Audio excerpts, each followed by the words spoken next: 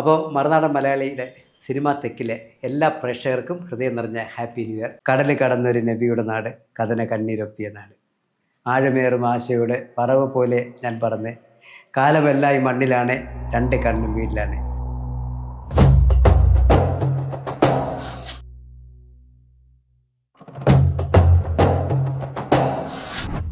എനിക്ക് ദൈവം കുറേയൊക്കെ തന്നിട്ട് എന്നെ ഒറ്റയടിക്ക് ഷാരൂഖ് ഖാനാക്കി ഇരുന്നാൽ ഞാനങ്ങ് വിടില്ല, അതിഞ്ഞ് വാങ്ങിക്കും. എന്നാൽ അങ്ങനെ ആകാൻ പോലില്ല, അങ്ങനെ ആകണമെന്ന് ആഗ്രഹമില്ല.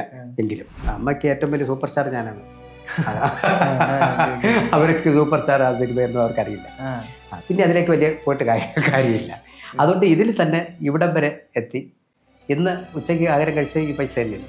അപ്പം ഇനി അങ്ങോട്ട് പോകുന്നതും തമ്പുരാട്ടി ചമ്മൻ എന്നെ കൊണ്ടുവന്നൊരു പോക്ക്. അന്ന് മുതൽ തുടങ്ങി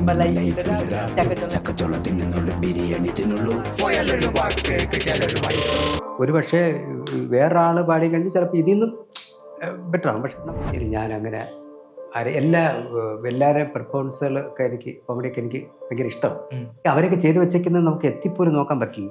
അപ്പോൾ അതുകൊണ്ട് അങ്ങനെയൊന്നും എടുക്കാറില്ല. ഞാൻ ചെയ്യുന്നത് എങ്ങനെയാണ് അതിനെ ഒന്ന് ഡെവലപ്പ് ചെയ്ത് അങ്ങനെ എടുക്കാൻ.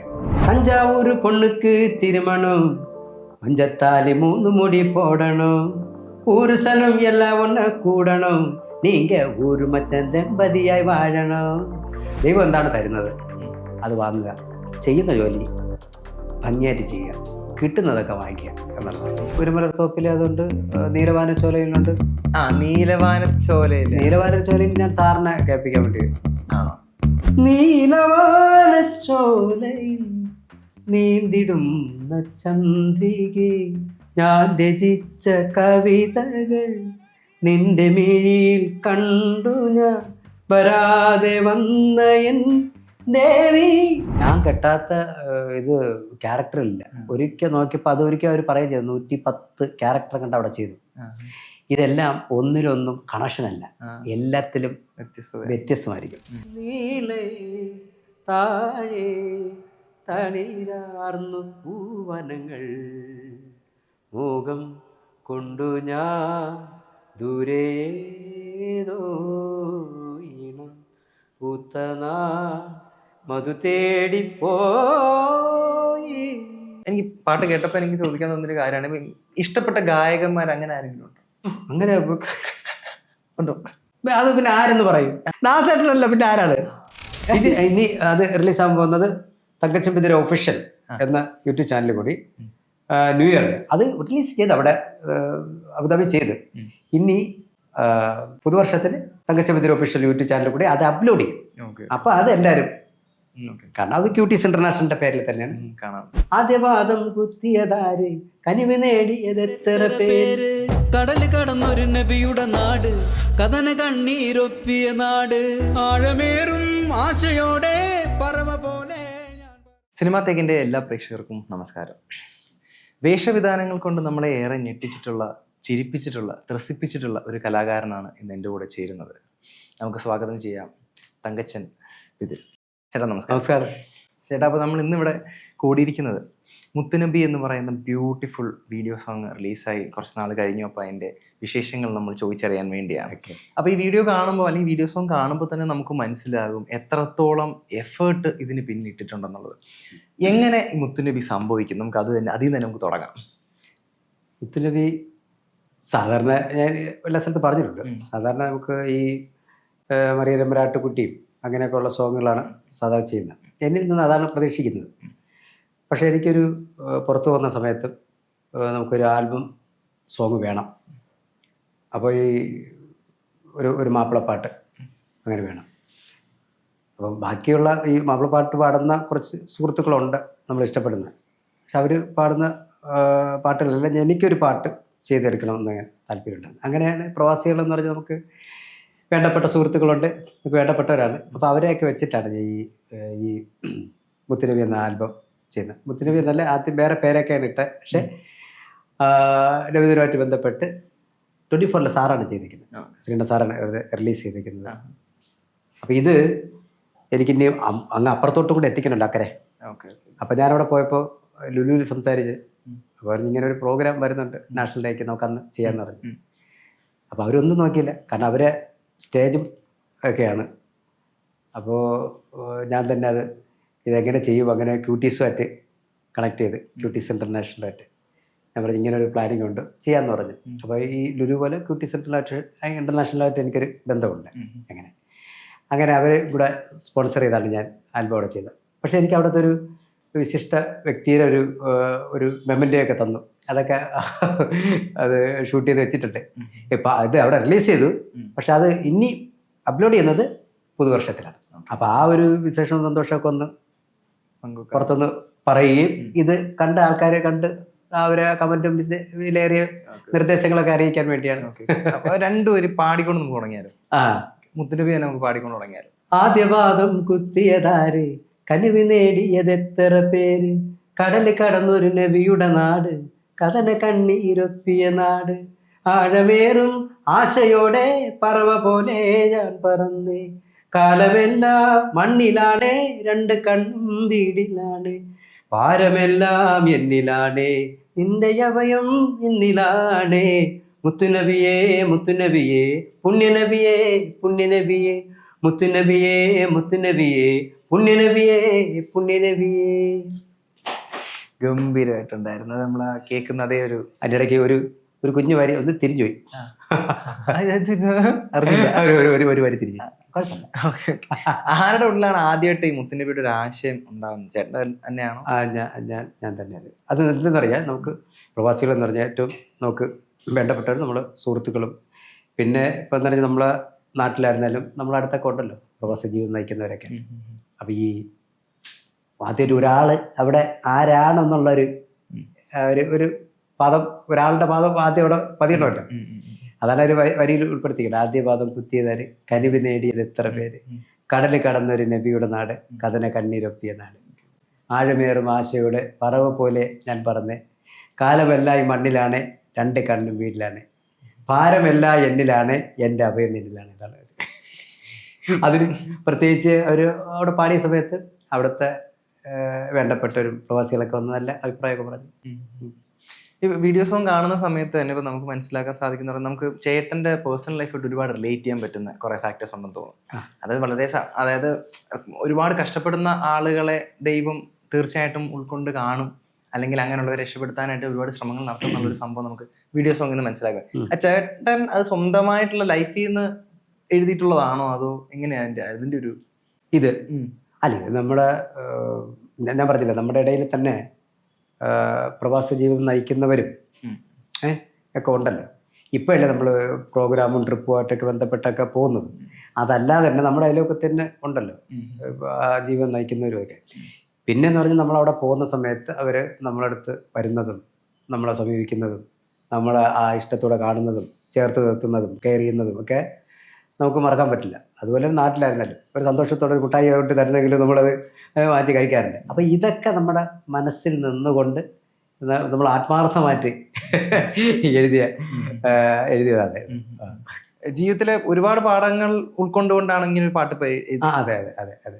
ശരിക്കും എങ്ങനെയാണ് ഈ ചേട്ടൻ നേരത്തെ പറഞ്ഞല്ലോ ഈ സ്റ്റേജ് ഷോയും പരിപാടിയിലൊക്കെ ഒരുപാട് പോയിക്കൊണ്ടിരുന്നത്, അപ്പം അതിലേക്കൊക്കെ എത്തുന്നതിന് മുന്നേ എങ്ങനെയായിരുന്നു ഇതിൻ്റെ ഒരു തുടക്കം, ഈ മിമിക്രിയുടെയൊക്കെ ഒരു തുടക്കം? ഞാൻ ഇപ്പോൾ നാട്ടിലൊരു ട്രൂപ്പ് ഉണ്ടായിരുന്നു, സാധാ ഞങ്ങൾ തുടങ്ങിയൊരു ട്രൂപ്പ്. അവിടെ നിന്ന് ട്രിവാൻഡ്രത്തേക്ക് വരികയും ട്രിവാൻഡ്രത്തെ പ്രൊഫഷണൽ ട്രൂപ്പുകളിൽ സഹകരിച്ചിട്ട് അവിടെ നിന്ന് നേരെ ചാനലിലേക്ക് വരികയും, ആദ്യ ചാനൽ കൈരളിയാണ്, കൈരളിൽ നിന്ന് ഏഷ്യനിൽ നിന്ന് മനോരമ ഫ്ലവേഴ്സ്, ഇങ്ങനെ അപ്പോൾ ഇങ്ങനെ ചേഞ്ച് ചെയ്ത് വന്ന് ആണ് നമ്മൾ എന്താ പറയുക നമ്മളെ എല്ലാവരും അറിഞ്ഞ് തുടങ്ങിയത്. പിന്നെ എന്ന് പറഞ്ഞത് സ്റ്റാർ മാജിക്, നമുക്കത് പറയാതിരിക്കാൻ പറ്റില്ല. സ്റ്റാർ മാജിക് കുറച്ചുകൂടി നമ്മളെ എല്ലാവരിലേക്ക് എത്തിക്കുകയും ഇപ്പോൾ നിങ്ങൾ വിളിച്ച പോലെ തങ്കു എന്നൊക്കെ വിളിക്കാൻ ഉള്ള പേരുകളൊക്കെ അവിടെ നിന്ന് തന്നെയാണ് വീഴുന്നത്. ആദ്യകാലത്തൊക്കെ ചേട്ടൻ്റെ വീട്ടുകാരൊക്കെ അത്രത്തോളം സപ്പോർട്ടായിരുന്നു മിമിക്രിയിൽ പോകാന്ന് പറയുമ്പോഴത്തേനൊരു സപ്പോർട്ട്? അവർക്കൊന്നും ഇത് അറിയില്ല. നമ്മൾ പോകുന്ന വരണമെന്നും അവർക്ക് അറിയില്ല. ഇപ്പോൾ പരിപാടിക്കാണ് പോണത്, അല്ലെങ്കിൽ പരിപാടി മൂല്യങ്ങൾ, പരിപാടി എന്താണ് എന്നുള്ളത് അവർക്കറിയില്ല. വീട്ടിൽ അമ്മ അച്ഛൻ അവരുടെയൊക്കെ ഒരു ഇതെങ്ങനെ? അങ്ങനെയല്ല. നമ്മൾ ഇന്നെന്തിനു പോകുന്നറിയാം. പിന്നീട് ഈ പരിപാടിയെ കണ്ടതിന് ശേഷം ഇപ്പോൾ വീട്ടിൽ വിളിച്ച് പറയുന്ന മോനെ പരിപാടിയെ കണ്ടു എന്നൊക്കെ വിളിച്ച് പറയുമ്പോഴാണ് അവരറിയുന്നത്. അല്ലാതെ അവർക്ക് ഈ ചാനൽ പരിപാടിയോ ഷോ ചാനൽ പരിപാടി, റിയാലിറ്റി ഷോ, പിന്നെ അങ്ങനെ മാർക്ക്, അങ്ങനെയുള്ള സംഭവങ്ങളെ അവർക്കറിയില്ല. ഒറ്റ കാര്യങ്ങളറിയില്ല. അമ്മയ്ക്ക് ഏറ്റവും വലിയ സൂപ്പർ സ്റ്റാർ ഞാനാണ്. അവർക്ക് സൂപ്പർ സ്റ്റാർ ആ സിനിമയൊന്നും അവർക്കറിയില്ല. അതല്ലേ അവരുടെ കണ്ണിൽ നോക്കുമ്പോൾ ഏറ്റവും വലിയ സൂപ്പർ സ്റ്റാർ ആണ്. അത് അവർക്ക് അറിഞ്ഞൂടാ. അവർക്ക് ഇത് അങ്ങനെ ചാനൽ പരിപാടി അങ്ങനെ ഒന്നും കാണുന്നില്ല. ഇപ്പം നമ്മൾ പോകുന്നത് തന്നെ ഞാൻ പരിപാടിക്ക് പോയിട്ട് വരട്ടെ എന്ന് പറഞ്ഞ് പോയിട്ട് വരണല്ല. ഇപ്പം നമ്മൾ ജോലി ചെയ്യുന്ന സ്ഥലത്ത്, ഇപ്പം ഹോട്ടലിൽ നിൽക്കുന്ന സമയത്ത് അവിടെ നിന്നാണ് പിന്നെ പരിപാടിക്ക് പോകുന്നത്, തിരിച്ചു വരുന്നതല്ല. പിന്നെ ഈ ചാനലിലൊക്കെ ആയി അങ്ങനെയൊക്കെ ആയതിനു ശേഷം ഓരോരുത്തരൊന്ന് പറയുമ്പോഴാണ് നമ്മൾ പരിപാടിക്ക്, അല്ലാതെ അവിടെ നാട്ടിലെ ചെറിയ പരിപാടിക്കൊക്കെ അറിയാം. അത് ഈ പ്രൊഫഷണൽ ആർട്ടിസ്റ്റ് ഇങ്ങനെ ആവും അങ്ങനെ ആവും എന്നൊന്നും അവർക്കറിയില്ല. ചേട്ടൻ്റെ ഇപ്പം ഒരുപാട് ഒട്ടനവധി പാട്ടുകളും ആൽബങ്ങളും ഒക്കെ ഇറങ്ങിയിട്ടുണ്ടെങ്കിലും ചേട്ടൻ ആദ്യമായിട്ട് പാടിയ പാട്ട് ആരെയൊക്കെയോ ഇമ്പ്രസ് ചെയ്യാൻ വേണ്ടിയാണെന്ന് ഞാൻ കേട്ടിട്ടുണ്ട്. എന്താണ് അതിന്റെ സത്യാവസ്ഥ? മറിയം രാട്ടുകുട്ടിയെ അല്ല, ആദ്യമേ ചെറുപ്പത്തില് സ്കൂളിലോ പഠിക്കുന്ന സമയത്ത് ആരെയോ ഇമ്പ്രസ് ചെയ്യാൻ വേണ്ടിയാണ് ഒരു പാട്ട് പാടിയെന്ന് ഞാൻ ഇങ്ങനെ കേട്ടില്ല. ഇത് സാറ് ഇത് പണ്ട് പാട്ട് പാടുമ്പോ സാറൊക്കെ നെയ്ത്തുന്നത്, സാറിന് പറയും ഒരു പാട്ടൊക്കെ പാടാൻ പറയും. പണ്ട് സാറിനൊക്കെ കേൾപ്പിക്കാൻ വേണ്ടി പാടും. പാട്ട് സാറിന് ഒരു പാട്ട് പാടാൻ പറയുമ്പോൾ അങ്ങനെ പാടും. പിന്നെ അല്ലാന്ന് പറഞ്ഞു കഴിഞ്ഞാൽ നമ്മളെ നാട്ടിലൊക്കെ ഉള്ള നമ്മുടെ സുഹൃത്തുക്കൾ, ചേട്ടന്മാര്, അങ്ങനെയുള്ളവരൊക്കെ നമ്മളെ കൊണ്ട് പാട്ടൊക്കെ പാടിക്കും. അങ്ങനെ. ചേട്ടൻ ആദ്യമായിട്ട് പാടിയ പാട്ട് ഏതായിരുന്നു? ആദ്യമായിട്ട് പാടിയ പാട്ട് അങ്ങനെ ആയി. പണ്ട് ഒരു മലർത്തോപ്പിൽ, അതുകൊണ്ട് നീലവാനച്ചോലയിലുണ്ട്. നീലവാനച്ചോലയിൽ ഞാൻ സാറിനെ കേൾപ്പിക്കാൻ വേണ്ടി അങ്ങനെ പാടിയിട്ടുണ്ട്. സാറിന്റെ, എൻ്റെ പാട്ട് സാറിന്റെ ഏറ്റവും പ്രിയപ്പെട്ട പാട്ടാണ്. അപ്പൊ അതില് നമ്മളെ കൊണ്ട് ഫ്രീ ആയിട്ടിരിക്കുന്ന സമയത്തും പാട്ട് പാടിക്കാറുണ്ട്.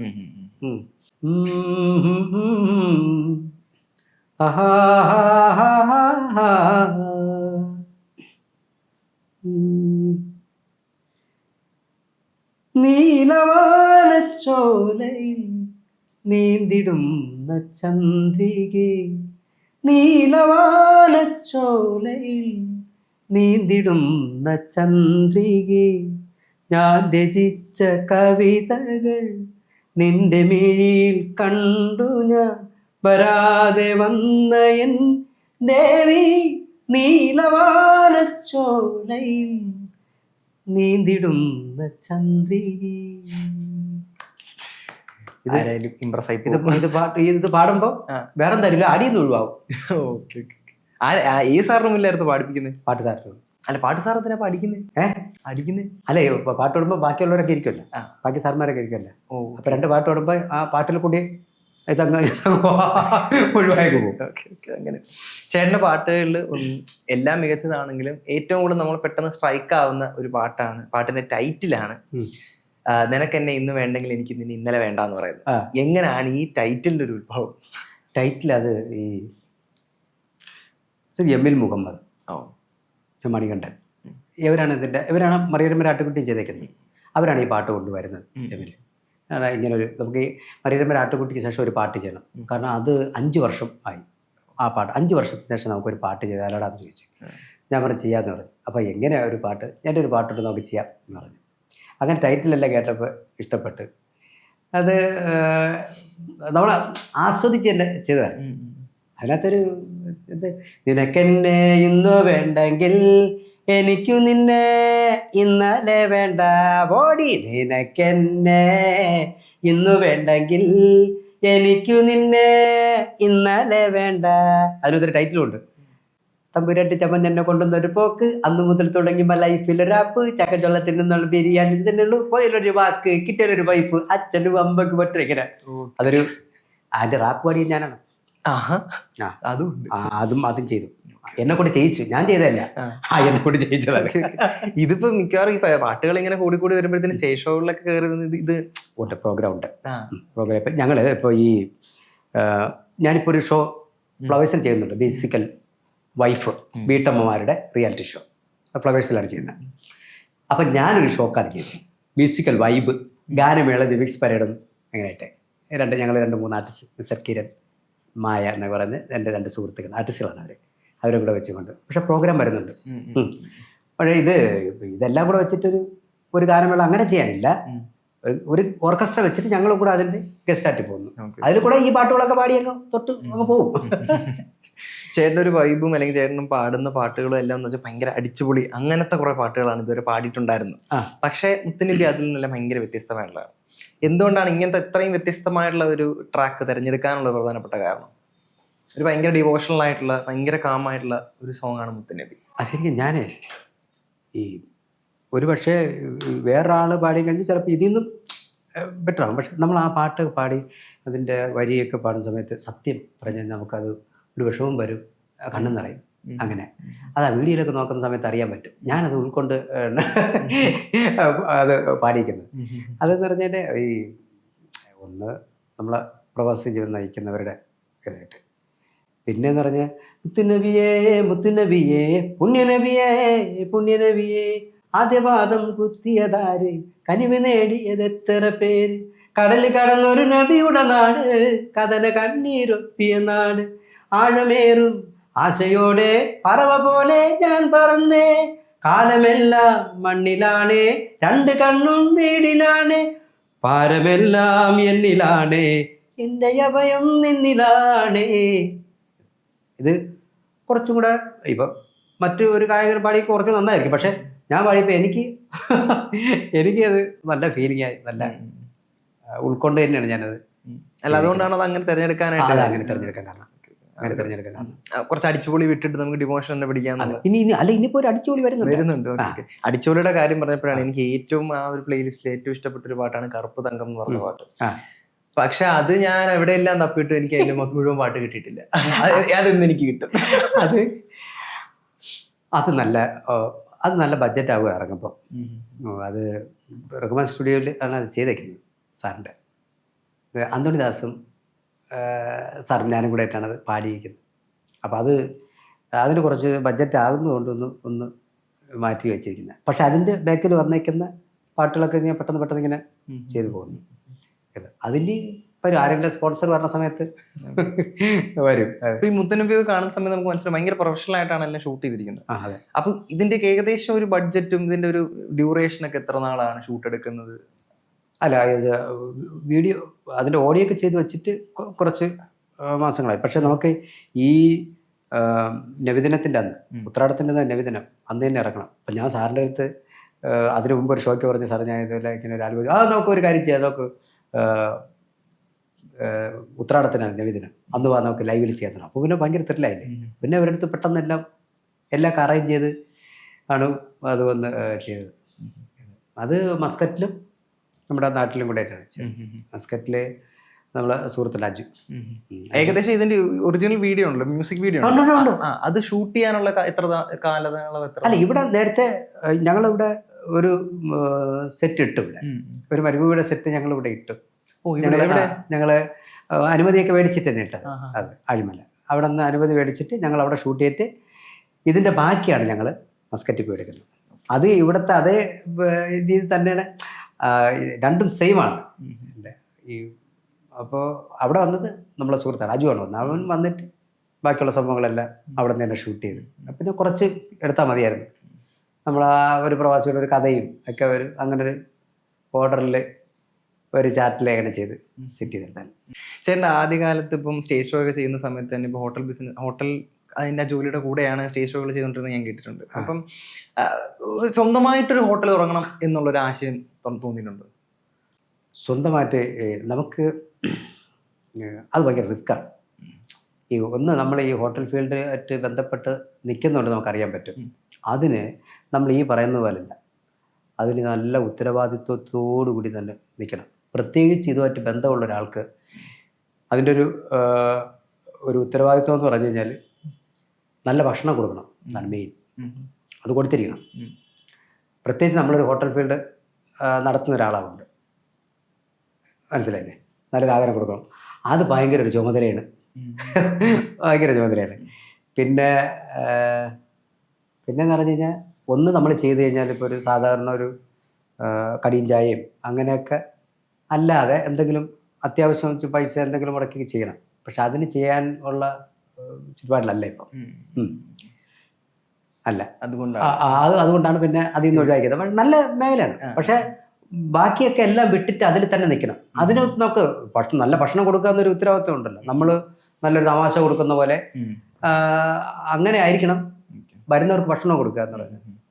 തമാശകൾ പറയുക, അല്ലെങ്കിൽ ആളുകളെ ചിരിപ്പിക്കുക, അല്ലെങ്കിൽ ആളുകളെ എന്റർടൈൻ ചെയ്യിപ്പിക്കുക എന്ന് പറയുന്നത് ഭയങ്കര ബുദ്ധിമുട്ടുള്ള ഒരു ജോലിയായിട്ട് എനിക്ക് തോന്നിയിട്ടുണ്ട്. കാരണം നമ്മൾ ഒരിക്കലും ചിരിക്കില്ല എന്ന് പറഞ്ഞു വരുന്ന ആളുകൾ വരെ ചിലപ്പോൾ ചേട്ടന്റെ പ്രോഗ്രാം കണ്ടിട്ട് ചിരിച്ചവർ കാണും, അല്ലെങ്കിൽ ചിരിച്ചിട്ടുള്ളവരുണ്ട്, 100% ഉറപ്പുണ്ട്. അപ്പൊ എന്തുകൊണ്ട് ഇത്രയും കട്ടിപ്പണി എടുക്കണമെന്ന് തീരുമാനിച്ചു? അത് ചിലത് അങ്ങനെ മതി, ചിലത് ചിലത് അങ്ങനെ ചെയ്താലേ പറ്റുള്ളൂ. അപ്പം ചില സംഭവങ്ങൾ ചെയ്യുമ്പോൾ അത് നിങ്ങളുടെ ആ സംഭവം കൊള്ളാൻ കേട്ടോ, ഇനി അതുപോലത്തെ സംഭവം ചെയ്യണം എന്ന് പറയുമ്പോൾ നമ്മൾ അതിനെ തന്നെ അങ്ങനെയായിരുന്നു ഞാൻ എന്നോട് എന്താ പറയാ നമ്മൾ അതിനെ തന്നെ ഫോക്കസ് ചെയ്യും. നിങ്ങൾ ആ സംഭവം കേട്ടോ, നിങ്ങൾ ആ ഫീമെയിൽ ചെയ്ത അടിപൊളിയൊരു സൂപ്പറാണ്, അതുപോലത്തെ ഉണ്ട്, അത് 10 രൂപ വരുമ്പോൾ അത് കൊള്ളാമല്ല, പിന്നെ അതിൽ നിന്ന് ബെറ്ററായിട്ട് വേറെ ചെയ്യാൻ നോക്കും. അപ്പം നമ്മൾ വീണ്ടും അതിൽ തന്നെ നിന്ന് ആ സാധനത്തിന് ഡെവലപ്പ് ചെയ്ത് ചെയ്യാൻ നോക്കും. അത് കട്ടിപ്പണിയാണെങ്കിലും അതിന് കിട്ടുന്ന പുറത്തു നിന്നൊക്കെ കിട്ടുമ്പോൾ ഉള്ളൊരു അംഗീകാരം ഉണ്ടാവും. ആളുകളുടെ ഒരു അപ്രിസിയേഷൻ ആണ് ഏറ്റവും വലിയൊരു. അത്രേ ഉള്ളൂ. ഇപ്പൊ ചേട്ടൻ പറയുന്ന ഇപ്പൊ ഈ പരിപാടി, ഈ അപ്രിസിയേഷൻ കിട്ടുന്ന പരിപാടിയിൽ സ്റ്റാർ മാജിക് എനിക്ക് ഒന്ന് വലിയൊരു പങ്ക് വഹിച്ചിട്ടുണ്ട് തോന്നുന്നുണ്ട്. അതായത് ഇപ്പൊ ആളുകളെ ചേട്ടന് ചിരിപ്പിക്കുന്ന ഒരു പ്രക്രിയയിൽ ചേട്ടനെ ഏറ്റവും കൂടുതൽ എനിക്ക് തോന്നുന്ന ആളുകളെ ചിരിപ്പിച്ചിട്ടുള്ള സ്റ്റാർ മാജിക്കിൽ ആ പ്രോഗ്രാം എത്രത്തോളം സ്വാധീനിച്ചിട്ടുണ്ട് സ്റ്റാർ മാജിക്? 100%. പിന്നെ ജീവിതത്തിലും കോമഡിയിലും പിന്നെ 100%. ഇപ്പൊ ചേട്ടൻ ചെയ്യുന്ന ഒരുപാട് കൗണ്ടറുകളും കോമഡികളും കാര്യങ്ങളും എല്ലാം സിനിമയിൽ അറിഞ്ഞോ അറിയാതെയോ ഒക്കെ ആളുകൾ യൂസ് ചെയ്യുന്നുണ്ട്. അത്തരം ഡയലോഗുകളൊക്കെ റിപ്പീറ്റ് ചെയ്യുന്നുണ്ട്. ചേട്ടൻ പക്ഷെ സിനിമയിൽ അത്രത്തോളം സജീവമായിട്ട് നിൽക്കുന്ന ഒരു വ്യക്തിയല്ലേ? അത് സ്വന്തം വർക്കിനോട് കൂടുതൽ ഫോക്കസ് ചെയ്യുന്നത് കൊണ്ടാണോ? അങ്ങനെയും പറയാം. അത് സിനിമയോട് അത്രയും എഫേർട്ട് ഇടാത്തോണ്ട് അല്ലല്ല. അത് ഇപ്പം നല്ല സംഭവങ്ങൾ വന്നു കഴിഞ്ഞാൽ നമ്മളെ തേടി വന്നു കഴിഞ്ഞാൽ ചെയ്യും. പിന്നെ എന്ന് പറഞ്ഞു കഴിഞ്ഞാൽ നമുക്ക് ഇപ്പം മീഡിയയിൽ നിൽക്കുമ്പോൾ നല്ല എന്താണെന്നറിയാം, നമ്മൾ നിൽക്കുന്ന മേഖല ഭംഗിയായി കൊണ്ടുപോകാം. ഇപ്പം മീഡിയയല്ല, സിനിമയല്ല, സ്റ്റേജ് ഷോ ആയിരുന്നാലും സ്റ്റേജ് ഷോ ചെയ്ത് ജീവിക്കുന്നവരില്ലേ അത്. അപ്പം ഏത് മേഖലയാണോ നിൽക്കുന്നതിൽ അതിൽ 100% ആത്മാർത്ഥമായിട്ട് നിന്നാൽ മതി. ബാക്കിയൊക്കെ ഇങ്ങോട്ട് വന്നോളൂന്നേ, അതൊക്കെ എത്തിക്കോളൂ. ചെയ്യുന്നത് ഭംഗിയായിട്ട് ചെയ്താൽ മതി. ഇപ്പം ഞാൻ നേരത്തെ പറഞ്ഞ പോലെ ഇപ്പൊ സ്റ്റാർ മാജിക്കിലെ ആ പ്രോഗ്രാമിൽ ഒരുപാട് പേരെ ചിരിപ്പിച്ചിട്ടുള്ള ഒരു പരിപാടിയാണ്. എനിക്കതിൽ പർട്ടിക്കുലർലി എനിക്ക് തോന്നിയിട്ടുള്ള ഒരു എപ്പിസോഡാണ് നരസിംഹം ചെയ്ത ആ ഒരു പരിപാടി. ആ ഒരു എപ്പിസോഡ് എന്ന് പറയുന്നത് അതിനകത്ത് ആ മിക്സ്ഡ് ഡയലോഗ് എന്ന് പറയുന്ന ഒരു പോർഷൻ ഒക്കെ ഉണ്ടല്ലോ, അത് ഓർമ്മയുണ്ടോ? ഒന്ന് റിപ്പീറ്റ് ചെയ്യാനായിട്ട്. അതായത് നമ്മൾ തിലകൻ സാറായിട്ട് വരുന്ന ഒരു രംഗത്തിലാണെങ്കിൽ പറയും, ഞാൻ എല്ലാം കൂടെ മിക്സ് ചെയ്ത് പറഞ്ഞ ഡയലോഗ് എന്ന് പറയുന്ന ഒരു രംഗമുണ്ട്. നീ പക പോക്കല്ലടാ, പകയല്ലടാ, പോക ഏടാ, ഇവന് പറഞ്ഞു മനസ്സിലാക്കടാ, പോകേടാ. ഇത് അതിനകത്ത് ശരിക്കും പറഞ്ഞു കഴിഞ്ഞാൽ ചെറിയൊരു കണ്ടന്റ് ഉണ്ടാവുകയുള്ളൂ. അതിന് പിന്നെ ഡെവലപ്പ് ചെയ്ത് വലുതാക്കി എടുക്കുന്നതാണ്. ചിലപ്പോൾ നന്നാവും, ചിലപ്പോൾ മോശമാവും, ചിലപ്പോൾ വലുതാവും, ചിലപ്പോൾ ചെറുതാവും. എങ്ങനെയായിരുന്നാലും അത് നന്നായിരിക്കും, ഗംഭീരമായിരിക്കും. അത് ഈ ചീറ്റി പോകുന്നതായിരുന്നാലും അത് ഒരു മിനിമം ക്വാളിറ്റി നന്നായിട്ട് അങ്ങ് പോകും. എങ്ങനെയാണ് അവിടുത്തെ ഒരു പ്ലാനിങ്ങും പരിപാടികളൊക്കെ? അതൊക്കെ അറിഞ്ഞാൽ കൊള്ളാമെന്നുണ്ട് സത്യം പറഞ്ഞാൽ. എങ്ങനെയാണ്? അതായത് ഇപ്പൊ നിങ്ങൾക്ക് ഒരു പ്ലോട്ട് നിങ്ങൾ സ്വന്തമായിട്ടാണോ അവിടെ ചെയ്യുന്നത്? അല്ല, അതിപ്പം പിന്നെ എൻ്റെ ഡയറക്ടർ സാറിൻ്റെ അടുത്ത് പറയും ഇങ്ങനെയാണ് സംഭവം എന്ന് പറയും. പിന്നെ നമുക്ക് അതിലൊരു വിശ്വാസം ഉള്ളതുകൊണ്ട് നമ്മളിലേക്ക് തരുന്നു. നമ്മളത് ഡെവലപ്പ് ചെയ്ത് ഒരു ഭംഗിയിൽ കൊണ്ടെത്തിക്കും, മിനിമം ക്വാളിറ്റിയിൽ കൊണ്ടെത്തിക്കും. പിന്നെ അവിടെ നിന്ന് കിട്ടുന്ന സപ്പോർട്ടും കാര്യങ്ങളും. എങ്ങനെ ഇത്രയും വേഷങ്ങളിലേക്ക് കയറാൻ പറ്റുന്നത്? ഈ പലതരം വേഷങ്ങളിലേക്കല്ലേ കയറുന്നത്? അതായത് ഇപ്പൊ ഇന്ന് ഡോക്ടറാണെങ്കിൽ അടുത്ത ദിവസം കരാട്ടക്കാരനായിട്ട് വരുന്നതാണ്. ഞാനൊരു 100-125 അങ്ങനത്തെ ക്യാരക്ടർ അവിടെ ചെയ്തു. 100-125 ക്യാരക്ടർ ചെയ്തു. ഈ ചെയ്യുന്നതെല്ലാം വ്യത്യസ്തമായിട്ടുള്ള സംഭവങ്ങൾ. ഒരു ബന്ധമില്ല. ഒരു ദിവസം ഇളയരാജ ചെയ്തു കഴിഞ്ഞാൽ പിറ്റേ ദിവസം ചെയ്യുന്ന ഡിങ്കനാണ്. ഒരു ബന്ധമില്ല. ഒരു ദിവസം അമരീഷ് പുരി ചെയ്ത് കഴിഞ്ഞാൽ അത് കഴിഞ്ഞിട്ട് ചെയ്യുന്നത് ഡോറ, അത് കഴിഞ്ഞ് ഫീമെയിൽ. അങ്ങനെ ഞാൻ കെട്ടാത്ത ഇത് ക്യാരക്ടറില്ല. ഒരിക്കൽ നോക്കിയപ്പോൾ അതൊരിക്കൽ അവർ പറയുകയും ചെയ്തു 110 ക്യാരക്ടർ കണ്ട് അവിടെ ചെയ്തു. ഇതെല്ലാം ഒന്നിലൊന്നും കണക്ഷനല്ല, എല്ലാത്തിലും വ്യത്യസ്തമായിരിക്കും. പിന്നെ അതിനുശേഷം കണ്ട കുറേ ക്യാരക്ടർ കണ്ട് ചെയ്തു. അപ്പം ഇപ്പൊ ഓരോ സംഭവങ്ങൾ ചെയ്യുമ്പോൾ നോക്കണം, കാരണം ഇതെല്ലാം അവിടെ ചെയ്തതാണ്. പിന്നെ ഇപ്പം എന്തായാലും ചെയ്യുന്നാലും അതിനകത്തൊരു ഈ ഒരു ചെറിയൊരു കുഞ്ഞ് ഒരു അടുത്തൂടെങ്കിലും പോകും പാർക്കും കൂടെ അങ്ങനെ കൊണ്ടുപോകും സ്വാഭാവികമായിട്ടും. അതായത് നമുക്ക് അതിനകത്തൊരു ചെവ ഫ്ലേവർ അതിനകത്തുണ്ടാവും. ഇപ്പോൾ ഒരു സാധനം ചെയ്ത് അങ്ങനെ ഇപ്പോൾ ഒരു ഒരാളുണ്ട് മീഡിയയിൽ നിൽക്കുന്ന, മീഡിയയിൽ സോഷ്യൽ മീഡിയയിൽ നിൽക്കുന്ന പുള്ളി അടിപൊളിയാണ്. ഏത് ചേരുന്ന പുനലൂർ ഗുലാൽ, പുനലൂർ ഗുലാൽ എന്ന് പറഞ്ഞുകൊണ്ട് ഭാര്യ ഭർത്താവാണ് തോന്നുന്നത്. അദ്ദേഹം ഇതുവരെ പുള്ളി എന്ത് ചേരുന്നാലും ഇപ്പം ഏത് സംഭവത്തിൽ വന്നിരുന്നാലും അതിനകത്ത് ആ ആർട്ടിസ്റ്റിന്റെ ഒരു 50% കാണും. ഞാൻ നേരത്തെ കണ്ടിട്ടില്ല, ആരെയും ഭയങ്കര ഇഷ്ടം പുള്ളി. പുനലൂർ ഗുലാൽ എന്നാണ് പേര് പുള്ളിയുടെ. അതെ ഞങ്ങൾ ഒരു പരിചയമില്ല, പക്ഷെ പിന്നെ ഇതിൽ കണ്ടിട്ടുണ്ട്. അതും ഇതുവരെയാണ് എന്തെങ്കിലും അതെന്തറിയാം, അത് നമ്മൾ അത്ര ആത്മാർത്ഥമായിട്ട് ആ സാധനം ചെയ്യുന്നത് കൊണ്ട് ഓട്ടോമാറ്റിക്കലി വരുന്നതാണ്. നമ്മൾ ഇന്നൊരു സാധനം ചെയ്യണമെന്ന് പറഞ്ഞിട്ട് ഒരുങ്ങി കഴിഞ്ഞാൽ അതിന് അത്ര എഫക്റ്റ് എടുത്തു കഴിഞ്ഞാൽ ബാക്കി ദൈവം കൊണ്ട് തരുന്നത് ഒരു 50% നമ്മളാ മുഖത്തുണ്ടാകും. സ്പോട്ടിൽ കിട്ടുന്നതാണോ അതോ? അല്ല നമ്മളതിൽ ഉണ്ടാവും. അത് മാനസം കറക്റ്റ് ഉണ്ടാവും. ഒരു കലാകാരൻ നിലയിൽ ഏറ്റവും വലിയ ഇമ്പോർട്ടൻ്റ് ആയിട്ടുള്ള ഒരു ഘടകമാണ്, അതായത് നമ്മൾ ആവർത്തനമില്ലാതെ കാര്യങ്ങളെ അവതരിപ്പിക്കുക എന്നുള്ളത്. അതാണ് എല്ലാവർക്കും ആ ഒരു കൗതുകമായിട്ടിരുന്ന് കാണാനുണ്ട്. അപ്പൊ ഇതിനു വേണ്ടിയൊക്കെ സഹായിക്കുന്ന കാര്യങ്ങൾ എന്താണ്? സ്വന്തമായിട്ട് അത്രത്തോളം പഠിച്ച് ചെയ്യുന്നതാണോ അങ്ങനെ ആവർത്തനം വരാതിരിക്കാൻ വേണ്ടി? അല്ല, നമ്മൾ ശ്രമിക്കും. ഇപ്പോൾ ഞാനിപ്പോൾ വേറൊരു വർക്ക് കഴിഞ്ഞിട്ട് ആണ് വരുന്നത്. അപ്പോൾ അവിടെ പറഞ്ഞത് ഞാനിവിടെ പറയരുതെന്ന് എൻ്റെ മനസ്സിലൊരു ധാരണ ഉണ്ടാവണം. അപ്പോൾ എൻ്റെ മനസ്സിൽ ധാരണ ഉണ്ട്, പക്ഷേ ഞാനിതൊക്കെ അവിടെ പറഞ്ഞിട്ട് പിന്നെ എന്തിനും ഇവിടെ പറയുന്നൊരു ധാരണ ഉണ്ടാവും. അപ്പോൾ അത് ഏത് വർക്കിനായിരുന്നില്ല ശരി. ഇപ്പോൾ ഒരു സ്കിറ്റ് കഴിഞ്ഞിട്ട് നാളെ ഒരു സ്കിറ്റ് അല്ലെങ്കിൽ അടുത്തൊരു സ്കിറ്റാണെങ്കിലും ഇതൊക്കെ ഞാൻ അത് പറഞ്ഞില്ല എന്നൊരു ബോധം ഉണ്ടാവണം. ചിലത് അത് ഓർക്കാറില്ല, ആവർത്തനം ചെയ്യും. പിന്നെ ചിലതൊക്കെ അറിയാതൊക്കെ വന്നു പോണത്, പക്ഷെ എന്നാൽ നമ്മളെ മനസ്സിലൊരു ധാരണ ഉണ്ടാവും, അത് വീണ്ടും അത് വരരുത് എന്നുള്ളൊരു സംഭവം ഉണ്ടായിരിക്കണം. ഇപ്പം നമ്മുടെ മുത്തുനബി നമുക്ക് ആ സോങ്ങിലേക്ക് വരുവാണെങ്കിൽ അൾട്ടിമേറ്റ്ലി ഇപ്പം ഈ പാട്ടിൽ കൊടുക്കുന്ന ഒരു മെസ്സേജ് എന്തായിരിക്കും? മെസ്സേജ് എന്ന് പറഞ്ഞു കഴിഞ്ഞാൽ ഒരാൾ ഇവിടെ സാധാരണ ജോലി വിളിച്ചു വന്നു, അതിൻ്റെ വീഡിയോയിലുണ്ട്. സാധാരണ ജോലി വിളിച്ചു വന്നു, പിന്നെ അവിടെ നിന്ന് ഡെവലപ്പ് ആവുന്നു, ഒരാളുടെ സഹായത്തോടു കൂടി ഒരു ഷോപ്പിലേക്ക് വരുന്നു, പിന്നെ അവിടെ നിന്ന് അദ്ദേഹം ഡെവലപ്പായിട്ട്, അതായത് ആ മണ്ണ് ചതിച്ചില്ല എന്നുള്ളത് ഡെവലപ്പായിട്ട് അദ്ദേഹം മാറുന്നു എന്നത്, അത് ആ പുള്ളി തന്നെ ഒരു മരുഭൂമിയിലിരുന്നിട്ട് എല്ലാവരും കൂടെ ഇരുന്ന് പാടി സ്തുതിക്കുന്നു എന്നുള്ളതാണ് അതിനകത്ത് വരുന്നത്. അധ്വാനിക്കുന്നതിന്റെ കൂടെ എപ്പോഴും ദൈവം കാണുന്ന സാധനം എനിക്ക് തോന്നുന്നു. അതെ. ചേട്ടൻ അത് പൂർണ്ണമായിട്ട് വിശ്വസിക്കുന്നുണ്ടോ? തീർച്ചയായിട്ടും അധ്വാനിക്കുന്നുണ്ട് 100% പിന്നെ ദൈവം കാണുന്നു. പിന്നെ ഞാനും അധ്വാനിക്കുന്നതല്ലേ, എൻ്റെ ഒരു ദൈവം ഉണ്ടല്ലോ. അല്ലെ പിന്നെ ഞാൻ ഒന്നും ഇവിടെ നിങ്ങളെ മുമ്പ് വന്നിരിക്കില്ലല്ലോ. ഇനി മുന്നോട്ട് നമുക്ക് എങ്ങനെയായിരിക്കും കാണാൻ പറ്റുന്നത്? അതായത് കൂടുതൽ ആൽബം സോങ്ങുകളും കാര്യങ്ങളും ഒക്കെ ആയിട്ട് തന്നെ ആയിരിക്കും, അതോ ഫർദർ എന്തെങ്കിലും പരിപാടികൾ പ്ലാൻ ചെയ്യുന്നുണ്ടോ? അല്ല, ഞാൻ ഇപ്പം മുമ്പോട്ട് എന്ന് പറയുന്നത് മുട്ടിപ്പില്ലാതെ, ഇനിയിപ്പോൾ എനിക്ക് ദൈവം കുറേയൊക്കെ തന്നിട്ട് എന്നെ ഒറ്റയടിക്ക് ഷാരൂഖ് ഖാനാക്കി ഇരുന്നാൽ ഞാനങ്ങ് വിടില്ല, അതിഞ്ഞ് വാങ്ങിക്കും. എന്നാൽ അങ്ങനെ ആകാൻ പോലില്ല, അങ്ങനെ ആകണമെന്ന് ആഗ്രഹമില്ല. എങ്കിലും ദൈവം എന്താണ് തരുന്നത് അത് വാങ്ങുക, ചെയ്യുന്ന ജോലി ഭംഗിയായിട്ട് ചെയ്യുക, കിട്ടുന്നതൊക്കെ വാങ്ങിക്കുക എന്നുള്ളതാണ്. പിന്നെ ഇതിൽ തന്നെ നിന്ന് വേറൊന്നിലേക്കും എനിക്ക് വലിയ പരിചയമില്ല. കാരണം പരിചയമുള്ള സംഭവങ്ങൾ ഉണ്ടായിരുന്നു, പക്ഷേ ഇനി അതിലേക്ക് വലിയ പോയിട്ട് കാര്യമില്ല. അതുകൊണ്ട് ഇതിൽ തന്നെ ഇവിടം വരെ എത്തി. ഇന്ന് ഉച്ചയ്ക്ക് ആഹാരം കഴിച്ച ഈ പൈസ തന്നെയാണ്. അപ്പോൾ ഇനി അങ്ങോട്ട് പോകുന്നതും ഇതിൽ തന്നെ. അപ്പോൾ ഇതിൽ നിന്ന് വല്ല സിനിമയെ അല്ലെങ്കിൽ ഈ മേഖലയിൽ എന്താക്കിയിരുന്നാലും സന്തോഷമുള്ളൂ. ഇതിന് മുകളിലോട്ട് കിട്ടുന്ന എല്ലാം ബോണസ്.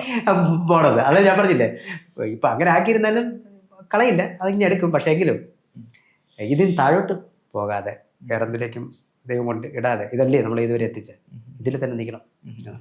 ഇപ്പൊ ചേട്ടൻ്റെ ഏറ്റവും വലിയൊരു അടിസ്ഥാനമായിട്ടുള്ളൊരു സംഭവം ഹ്യൂമർ ചെയ്യാനായിട്ടാണല്ലോ ഏറ്റവും കൂടുതൽ ശ്രമിക്കുന്നത്. അപ്പം ഇതിന് എന്തെങ്കിലും ആരെങ്കിലും സ്വാധീനിക്കാനായിട്ട് ശ്രമിച്ചിട്ടുണ്ടോ? അല്ലെങ്കിൽ ആരുടെയെങ്കിലും ഒക്കെ ഇൻഫ്ലുവൻസ് എടുക്കാൻ നോക്കിയിട്ടുണ്ടോ? ഇപ്പം ഏതെങ്കിലും കഥാപാത്രങ്ങളൊക്കെ കണ്ടിട്ട് അത്തരത്തിൽ സ്വാധീനിക്കാനായിട്ട് നോക്കിയിട്ടുണ്ടോ? ഇല്ല, ഞാൻ അങ്ങനെ എല്ലാവരുടെയും പെർഫോമൻസുകളൊക്കെ എനിക്ക് കോമഡിയൊക്കെ എനിക്ക് ഭയങ്കര ഇഷ്ടമാണ്, എല്ലാവരും ഇഷ്ടമുള്ളൂ. പക്ഷെ അത് ആരുടെ നിന്നും അവരൊക്കെ ചെയ്തു വെച്ചേക്കുന്നത് നമുക്ക് എത്തിപ്പോലും നോക്കാൻ പറ്റില്ല. ഈ മറ്റുള്ള ഹാസ്യതാരങ്ങൾ, സിനിമാ താരങ്ങളൊക്കെ ചെയ്തു വെച്ചിരിക്കുന്നതിൻ്റെ പടിയുന്ന അങ്ങോട്ട് എത്തി നോക്കാനുള്ള ക്വാളിറ്റി പോലും നമുക്ക് ഇതായിട്ടില്ല. കാരണം അങ്ങനെയാണ് അവർ ഓരോരുത്തരും ചെയ്ത് വെച്ചിരിക്കുന്നത്. അപ്പോൾ അതുകൊണ്ട് അങ്ങനെയൊന്നും എടുക്കാറില്ല.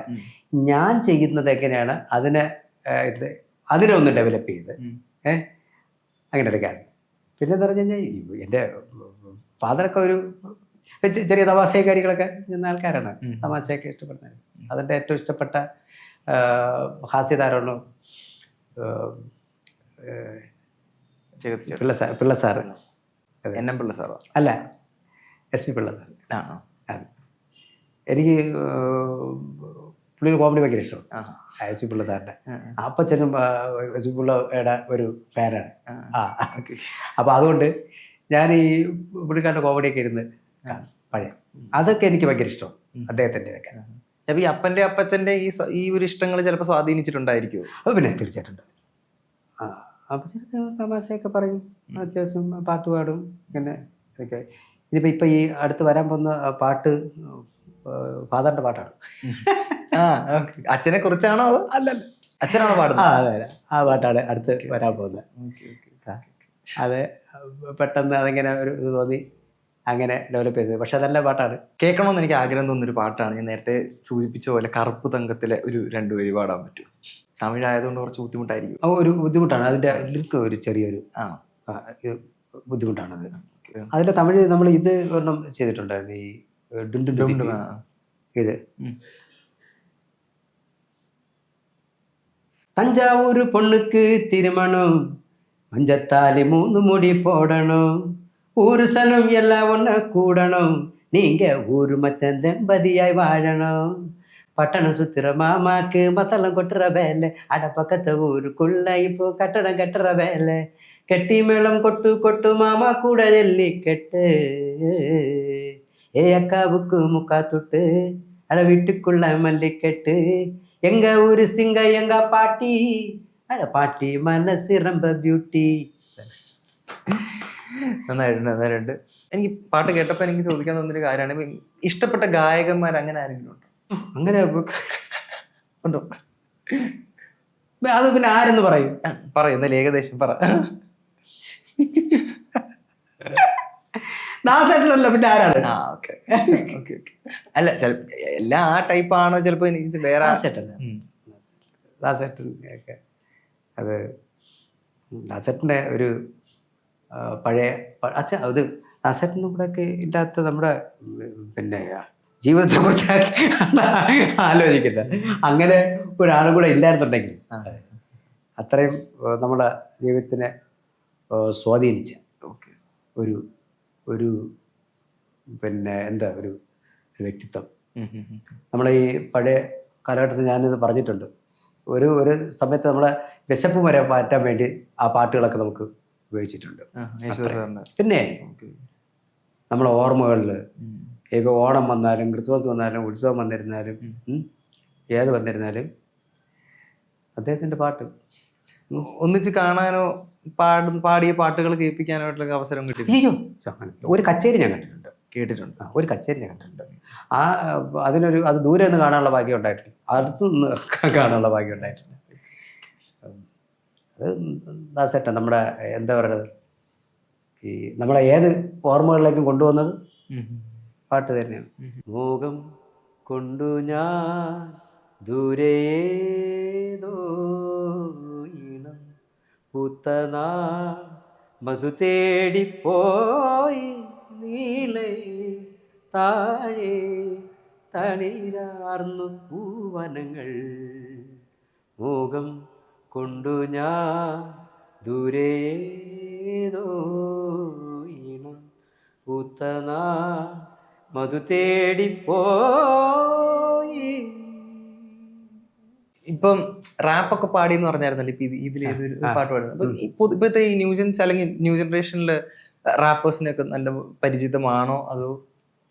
ഇല്ല, ഇല്ല, ഓരോരുത്തരെല്ലാം ഇത് കാണാറുണ്ട്. പക്ഷെ അത് ആ പാട്ടുകളോടൊക്കെ താല്പര്യമുണ്ടോ? റാപ്പുകളോടൊക്കെ?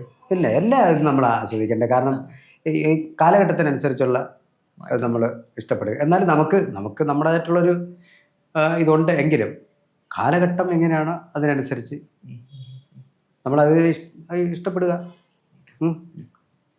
അല്ലേ എല്ലാ ടൈപ്പും ഇഷ്ടപ്പെടും, എല്ലാ ടൈപ്പും.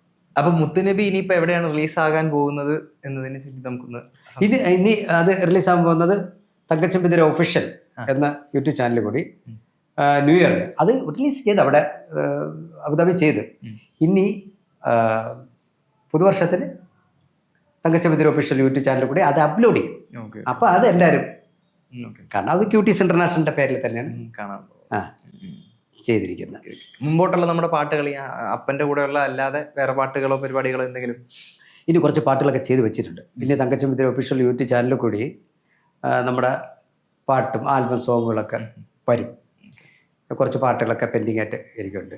ഇതങ്ങനെ ഒരു ഇതല്ല, പുള്ളി ഇങ്ങനെ മൂളിക്കൊണ്ട് നടക്കുന്ന അതിനെ ഞാനൊന്ന് എടുത്തൊന്ന് ഡെവലപ്പ് ചെയ്ത് ചെയ്തു. പക്ഷെ അതിൻ്റെ ഒന്ന് ഇപ്പം ഈ മാസത്തിൽ ഈ ന്യൂ ഇയറിന് ഇറങ്ങേണ്ടതാണ്, പക്ഷെ അത് ഒന്ന് പെൻഡിങ് ആയിപ്പോയി. ഇനി അടുത്ത മാസം ഉടനെ ഇറങ്ങും. അടുത്ത മാസം ഇറങ്ങുമ്പോഴേ നമുക്ക് പറഞ്ഞ് പിടിക്കണം, അതിൻ്റെ പ്രൊമോഷൻ പിടിച്ചു കളയാം.